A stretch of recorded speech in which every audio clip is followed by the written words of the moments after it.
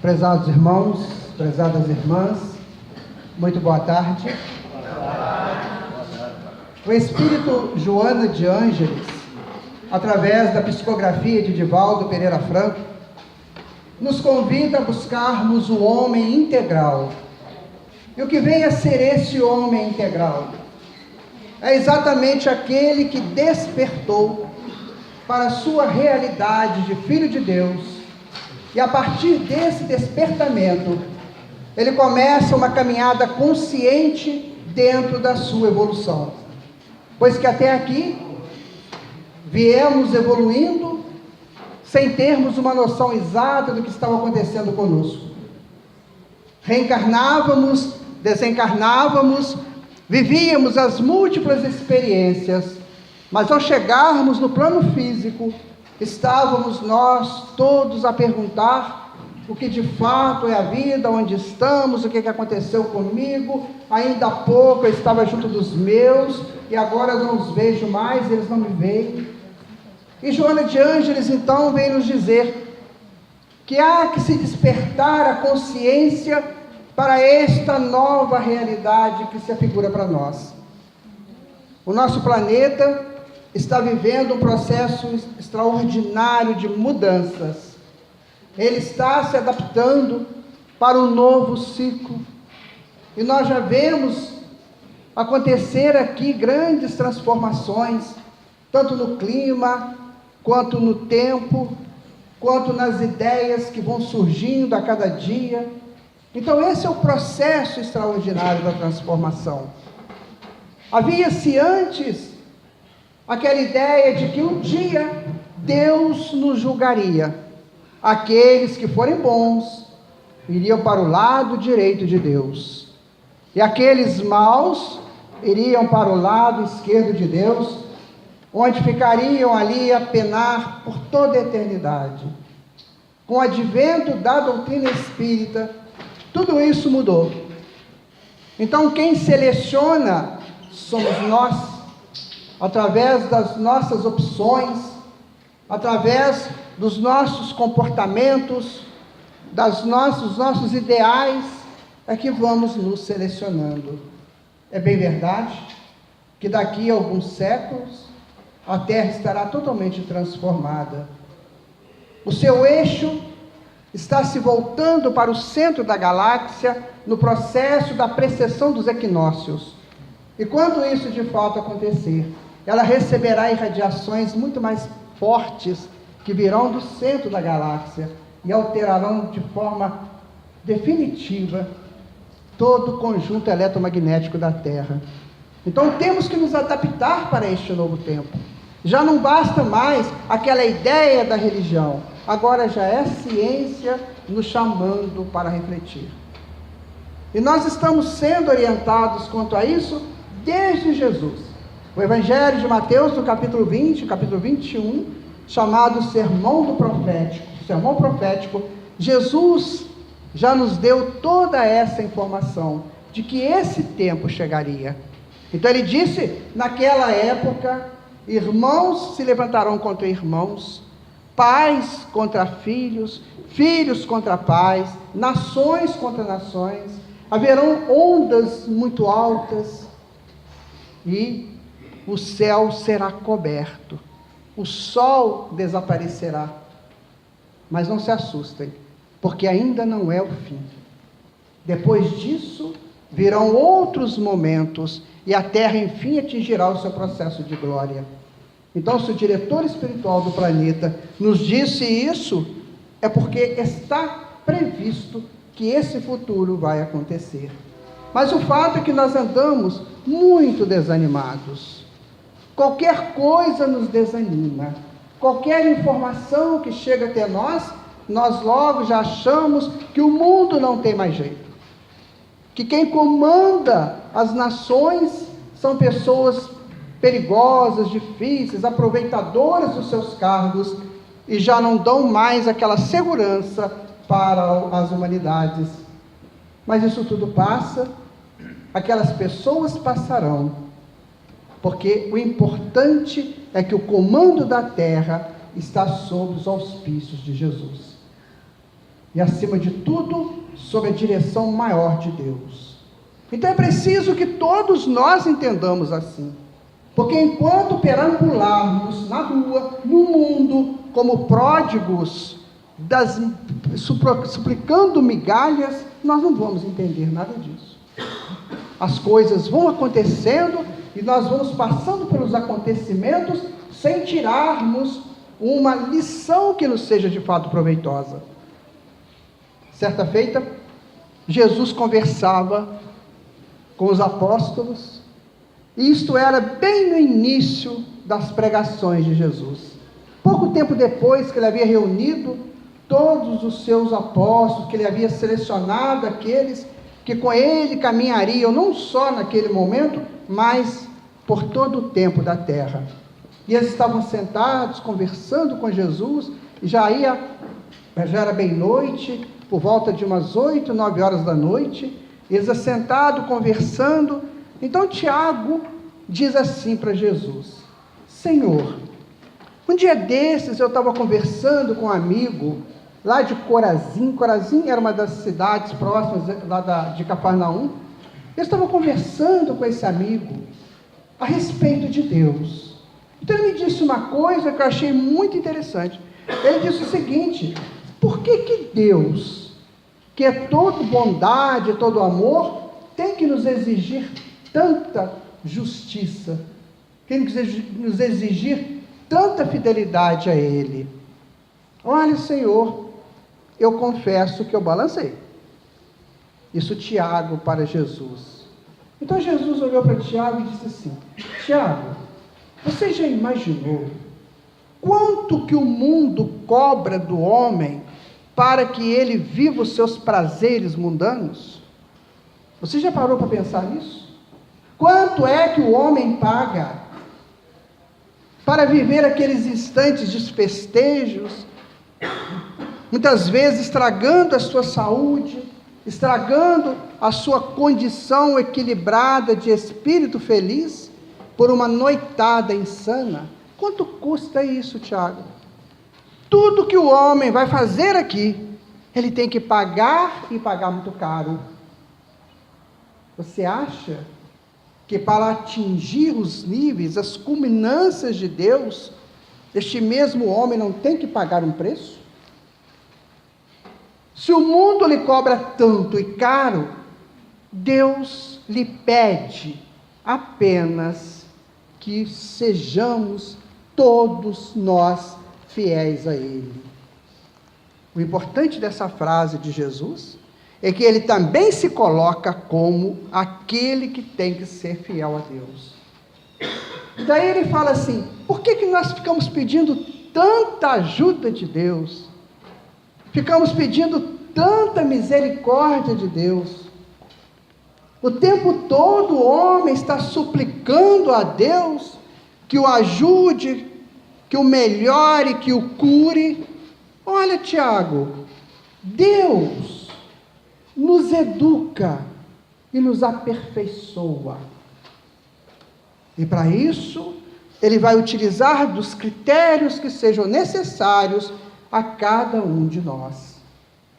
Educar e aperfeiçoar. Segundo Jesus, é o trabalho maior de Deus em nosso benefício. Porque Ele não nos quer sofredores. Ele não nos quer eternos pedintes da sua gloriosa misericórdia. Ele quer que sejamos fortes, livres dos nossos problemas. Então, para isso, Ele trata de nos educar e aí de nos aperfeiçoar. E aquela assembleia continuava conversando com Jesus, e Ele então olhava a todos e dizia assim: qual é, em qualquer estrutura do mundo, aquela que não exista a necessidade de ser fiel aos seus fundamentos? E hoje nós podemos ver que, se nós queremos trabalhar numa empresa, a primeira coisa que eles vão nos dizer é sobre a filosofia e a missão da empresa. Então, se eu vou trabalhar numa empresa, eu tenho que ser fiel aos princípios daquela empresa. Se eu vou trabalhar dentro de uma casa, que pregue o cristianismo. Eu tenho que ser fiel aos princípios daquela casa. Então a fidelidade é, antes de tudo, um dever de honra de todos para com todos e para com tudo. E nesse momento nós podemos perguntar: onde está a nossa fidelidade a Deus? Será que de fato somos fiéis a Ele?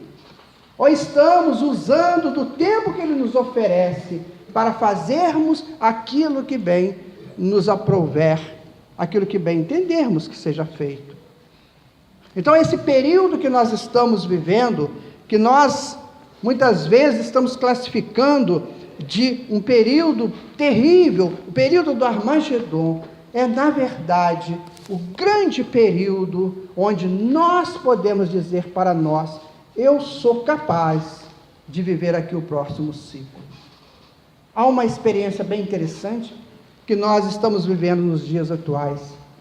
Nós que já passamos dos 20 anos, né, todos nós aqui, ficamos assim preocupados, mas o tempo está passando muito depressa. Ainda hoje mesmo eu vi assim: vocês já perceberam que já estamos ficando no final de julho? A gente nem viu o janeiro chegar, já estamos no final de julho.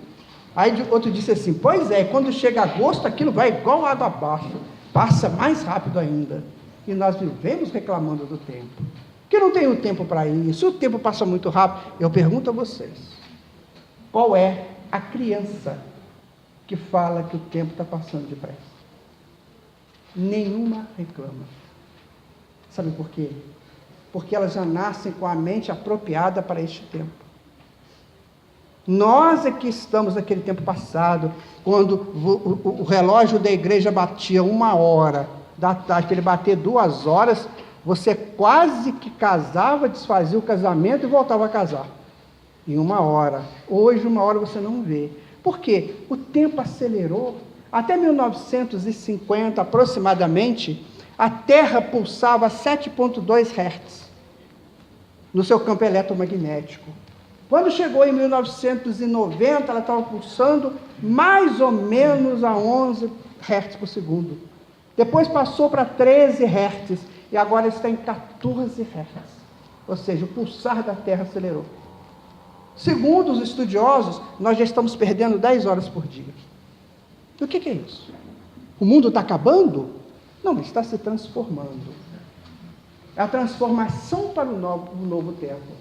Acreditamos mesmo que daqui a pouco nós não vamos mais contar o tempo pelos meses, talvez pelos semestres, mas haverá que ter uma modificação em tudo isso. O que importa é sabermos que por detrás de toda essa, entre aspas, loucura, está o comando de Jesus. E poucos de nós pensamos nisso. Poucos de nós pensamos que Jesus está no comando do planeta todo. Segundo a espiritualidade, eles, os espíritos superiores, já sabem o que vai acontecer com a Terra nos próximos 200 anos. Eles têm como medir isso. Há um processo bem interessante que eles podem medir isso. Pelo o conjunto vibratório da humanidade e o conjunto vibratório do planeta, eles fazem um cálculo do que vai acontecer nos próximos 200 anos, com uma média de erro aí pequena. Jesus tem o que vai acontecer nos próximos 4,5 bilhões de anos. E nós ficamos aqui preocupados. Qualquer coisa nos alarma, qualquer coisa nos deixa empolvorosa, como se o mundo fosse acabar. Houve aí em 2012 um problema sério, que o mundo ia acabar, porque os incas tinham falado, os maias tinham falado que o mundo acabaria no dia 12 de dezembro, se não me engano, de 2012, ou dia 20 de dezembro. E passou o dia 20 e não aconteceu nada, o mundo não acabou. Agora é que os cientistas chegaram a uma conclusão que os maias disseram que terminou um ciclo para começar outro ciclo.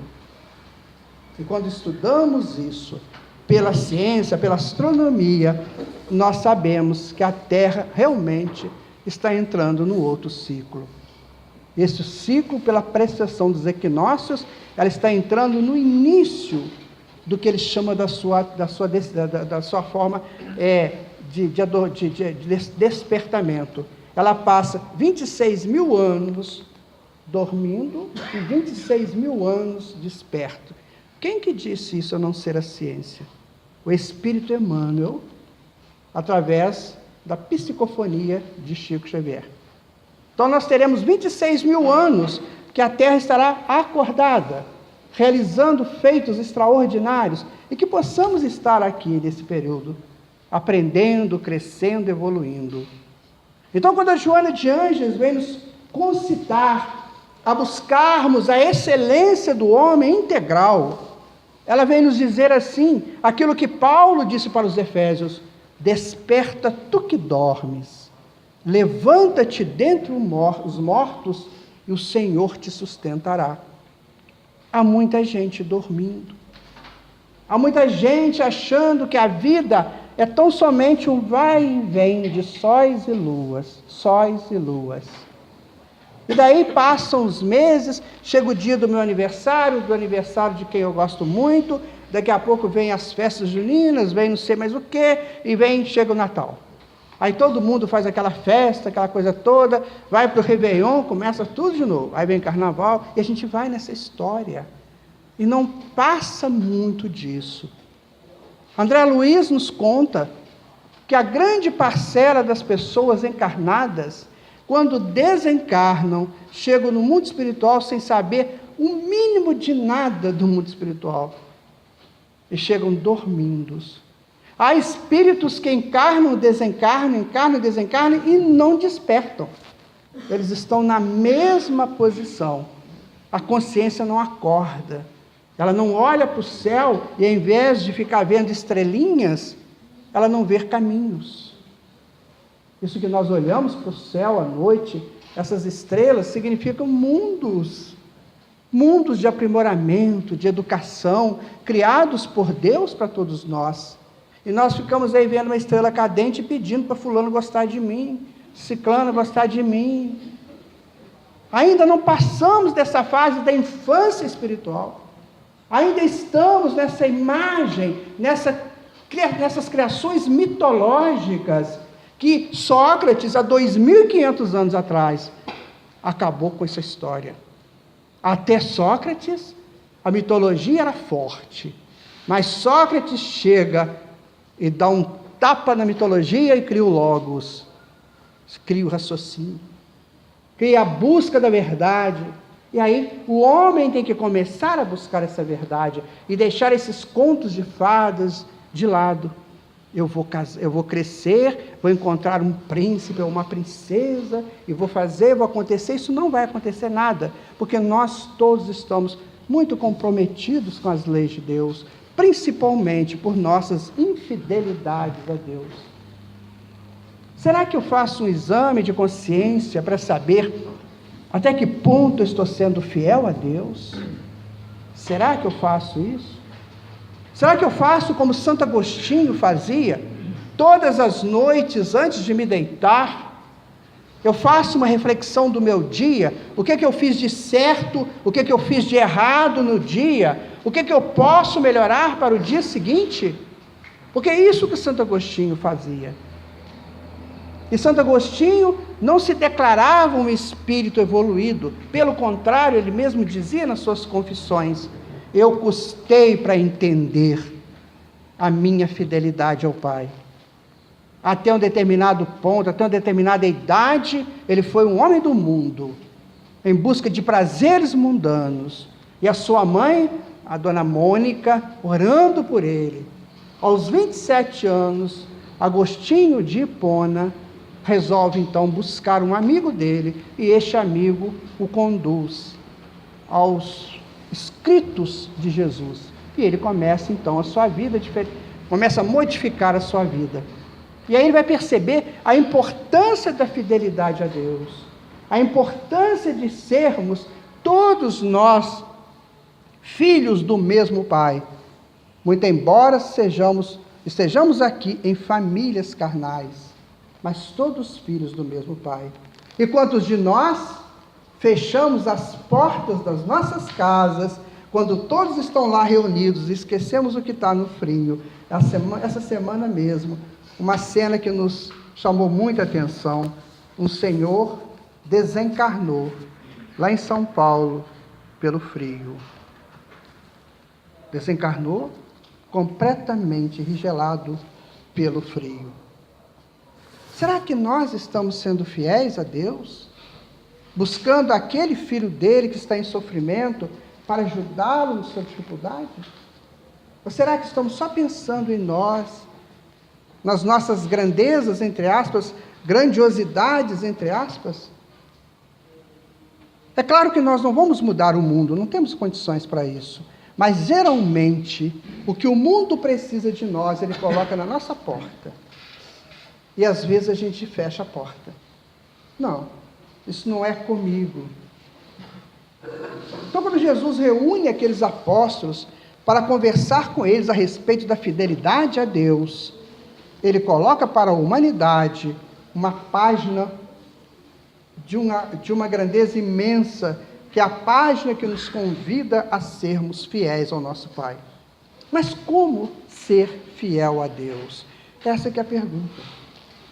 E que nós vamos encontrar no livro O Homem Integral, de Joana de Ângeles, quando ela vem nos informar que todos nós, homens e mulheres, somos consciências em busca da verdade. E essa verdade, nós só vamos atingi-la no dia que nós chegarmos à perfeição. Porque até lá nós estaremos buscando a verdade, porque ela é muito ampla. E daí que a verdade de um nem sempre é a verdade do outro, porque cada um tem uma visão da verdade, porque todo mundo é criado diferente por Deus. Mas um dia nós abrangeremos toda essa verdade que está nos aguardando, mas a gente se prende, se fecha na pequena verdade que criamos. Então eu estabeleço uma forma de viver e não quero definitivamente modificar aquilo que eu penso. Então aquela é a minha verdade. Alguém pode chegar para mim e dizer que eu estou errado nessa minha verdade, mas eu não quero mudar, porque aquela é a verdade que eu estipulei para mim, vai ser essa. Então, quando Jesus disse para os apóstolos, olha, nós moramos todos na casa do Pai, e Ele somente quer de nós que sejamos fiéis aos seus princípios, fiéis às suas leis, fiéis àquilo que Ele colocou para cada um de nós. Estamos aí brigando com as leis de Deus. Estamos aí discutindo contra as leis de Deus. E por isso as dores chegam. As dificuldades nos buscam. Para quê? Como castigo? Não. Para aprimorar, para educar. Platão, há 2.400 anos, já dizia: ao ignorante você ensina, e ao rebelde você educa. Então, o que somos? Ignorantes ou rebeldes? O ignorante é aquele que ainda não conhece, e o rebelde é o que conhece e faz errado. Então é melhor ser ignorante, não é? Porque se eu sou ignorante, eu começo a aprender, então eu tenho que seguir aquilo que eu aprendo. Não justifica eu estar numa escola e aprender uma determinada fórmula de uma questão qualquer de álgebra, ou de geometria, ou de trigonometria, e depois querer aplicar uma outra fórmula naquela equação. Eu vou errar. Porque a outra equação é para outra fórmula, e nós queremos fazer exatamente isso. Aplicar fórmulas erradas, de acordo com a nossa, com a nossa brincadeira com a vida. Então nós já sabemos, prezados amigos e amigas, que se nesse frio eu ficar com pouca roupa, de madrugada na rua, eu estarei me candidatando a ter sérios problemas pulmonares. Mas eu fico assim mesmo para dizer que sou forte, que sou elegante, que eu não sinto frio. Aí depois vem uma tossezinha, tomara que fique só na tosse. É assim que nós estamos fazendo, brincando com as leis de Deus. E uma encarnação, minha gente, se ela tiver 90 anos, segundo os Espíritos, é um piscar de olhos na eternidade, é muito rápido. E a gente brinca nessa encarnação. Depois chega lá no mundo espiritual, toma-se aquele choque de realidade, E aí vai dizer assim, agora tem que voltar, né? Tem, mas tem uma fila. Essa fila já passou de Netuno. Ela quase chegando no final do sistema solar. Entra nela. É assim que nós estamos vivendo até aqui. Só que agora, com o advento da doutrina espírita, tudo pode ser modificado por nós, se assim desejarmos.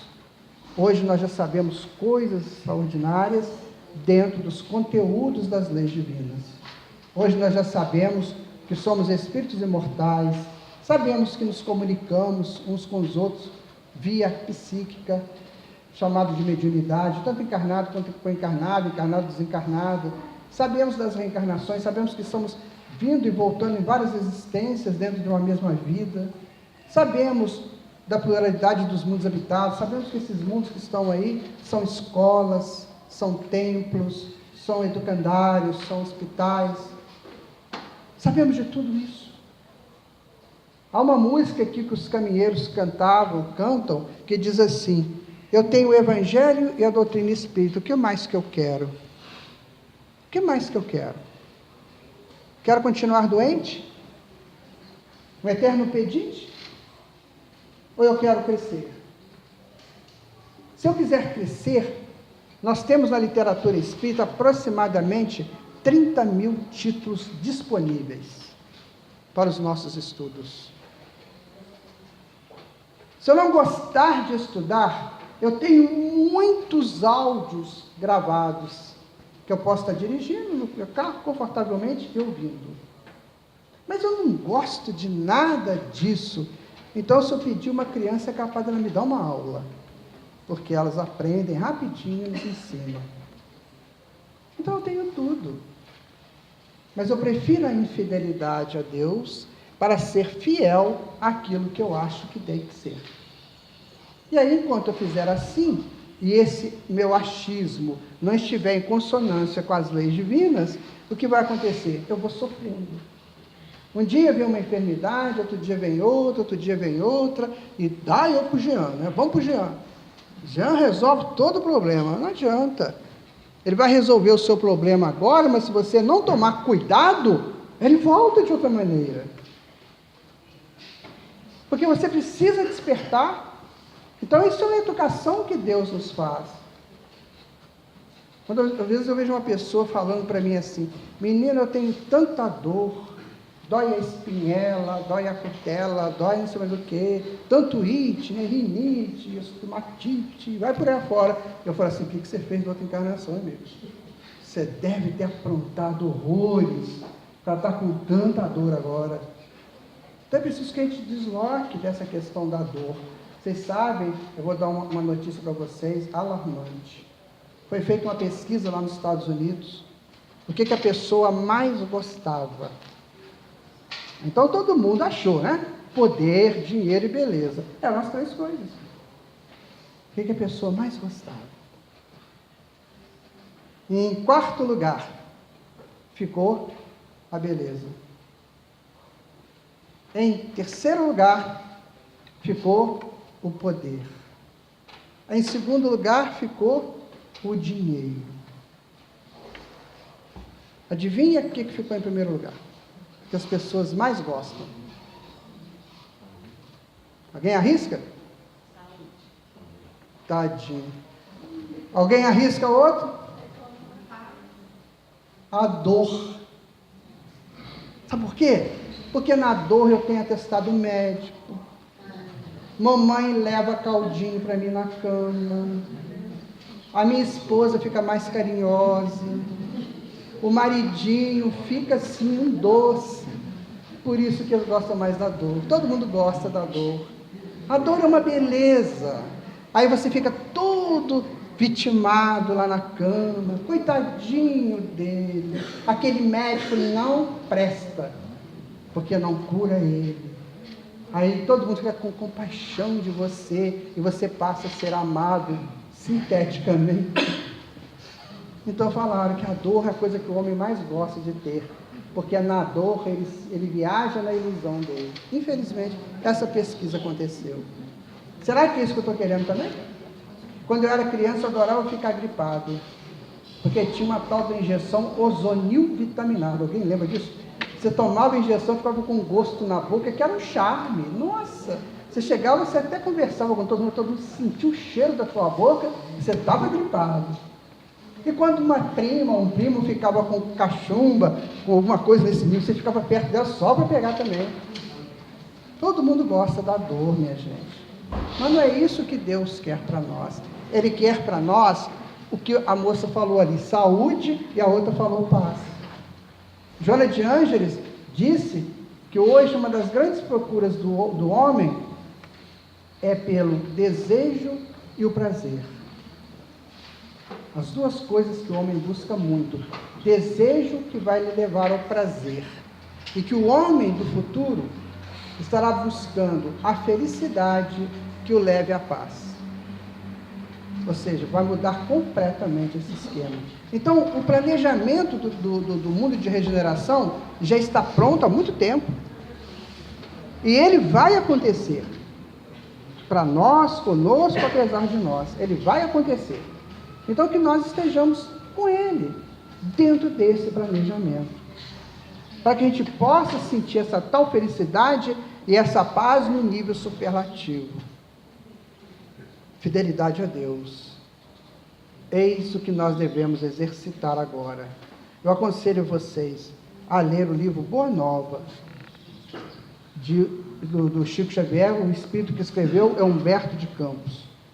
Vocês vão se maravilhar com as lições que estão ali contidas. E essa que nós falamos está no capítulo 6 do livro Boa Nova, Fidelidade a Deus. Vamos pensar nisso. E a fidelidade a Deus começa com os nossos pequenos atos do dia a dia. Fidelidade a Deus significa seguir as suas leis, seguir aquilo que Ele estabeleceu como parâmetro para manter a sua criação. Imagine que Deus, criador de milhares e milhares de universos, como é que Ele manteria a ordem nisso? Ele teria que ter leis. E a lei dele se divide em apenas 3. Apenas 3 leis congregam todas as outras leis, tanto físicas, químicas, como todo tipo de lei de relacionamento. Então, a lei de Deus é justiça, amor e caridade. Essa é a lei de Deus. Até que ponto eu estou praticando isso num grau superlativo? Então, por isso que temos que estudar a doutrina espírita, que no Evangelho segundo o Espiritismo nós vamos encontrar a explicação dessas 3 leis. E aí vamos nós. Um pouquinho de cada dia, um passo a cada dia. Que Jesus nos abençoe, né? Nos dê forças para tudo isso. Mas que sejamos nós os primeiros a querer. Porque não adianta ficar sentadinho e vir um Espírito e derramar as bênçãos sobre nós só. Ele virá fazer isso. Mas e nós, vamos absorver essas bênçãos? Muita paz para todos vocês, que o Senhor nos abençoe.